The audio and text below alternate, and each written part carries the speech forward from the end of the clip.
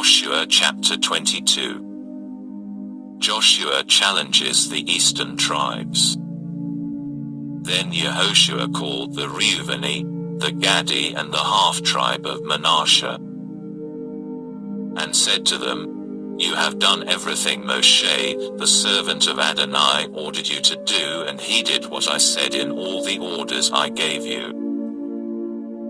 All this time you have not abandoned your kinsmen, but have obeyed your commission, as Adonai your God ordered. Now Adonai your God has given rest to your kinsmen, as he told them he would. So you too, return to your tents in the land which is your possession, which Moshe the servant of Adonai gave you beyond the Jordan. Only take great care to obey the mitzvah and the Torah which Moshe the servant of Adonai gave you, to love Adonai your God, follow all his ways, observe his mitzvot, cling to him, and serve him with all your heart and being. Then Yehoshua blessed them and sent him away, and they went to their tents. To the one half tribe of Manasseh, Moshe had given an inheritance in Bashan, but to the other half, Yehoshua gave one among their kinsmen on the west side of the Jordan. When Yehoshua sent him away to their tents, he blessed them, saying, Return with great riches to your tents, with very much livestock, with silver, gold, bronze, iron, and with great quantities of clothing. Share the spoil of your enemies with your kinsmen. So the descendants of Reuben, the descendants of Gad, and the half-tribe of Manasseh returned. They left the people of Israel in Shiloh, in the land of Canaan, to go to the land of Gilead, to the land they were to possess, and which they already did possess, according to the order of Adonai through Moshe. Building of an altar. When the descendants of Reuben, the descendants of Gad, and the half-tribe arrived in the area of the land of Canaan near the Jordan, they built an altar there by the Jordan, a large, impressive altar. The altar is misunderstood. The people of Israel heard of it and said, Look, the descendants of Reuben, the descendants of Gad, and the half-tribe of Manasseh have built an altar by the frontier of the land of Canaan, in the area by the Jordan, on the side that belongs to the people of Israel. When the people of Israel heard of it, the entire community of Israel gathered together in Shiloh to wage war against them. The people of Israel sent Pinchas the son of Eleazar the Cohen into the land of Gilead to the descendants of Reuben, the descendants of Gad, and the half-tribe of Manasseh. With him were 10 leaders, one leader of an ancestral clan for each of the tribes of Israel. Each one was a head of his ancestral clan among the thousands of Israel. They came to the descendants of Reuben, the descendants of Gad, and the half-tribe of Manasseh in the land of Gilead, and spoke with them. They said, Here is what the whole community of Adonai is saying. What is this treachery that you have committed against the God of Israel, turning away today from following Adonai, in that you have built yourselves an altar, thus rebelling today against Adonai?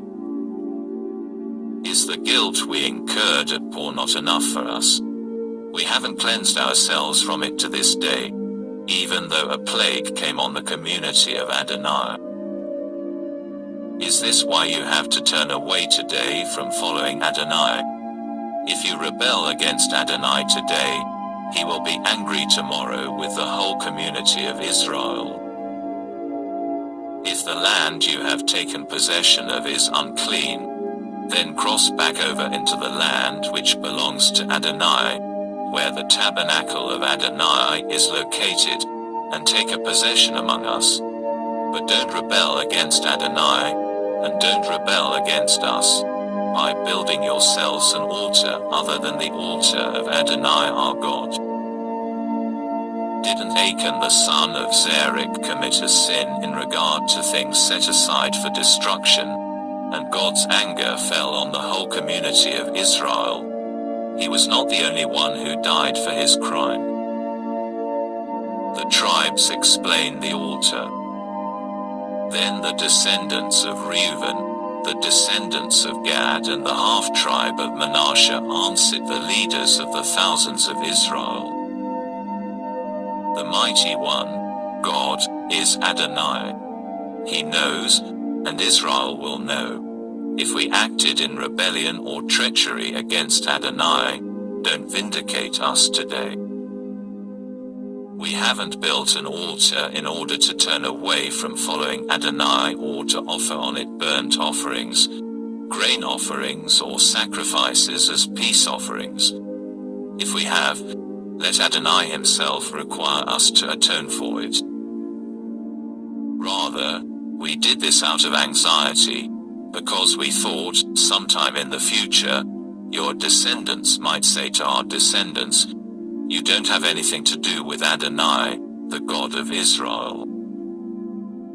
Because Adonai made the Yarden the border between us and you, so you descendants of Reuben and Gad have no share in Adonai. In this way your descendants could make our descendants stop fearing Adonai. So we said, let us now make preparations and build ourselves an altar, not for burnt offerings or sacrifices, but as a witness between us and you, and between our generations who will come after us, so that we may perform the service for Adonai in his presence with our burnt offerings, sacrifices and peace offerings, so that your descendants will not say to our descendants at some future time, you have no share in Adonai.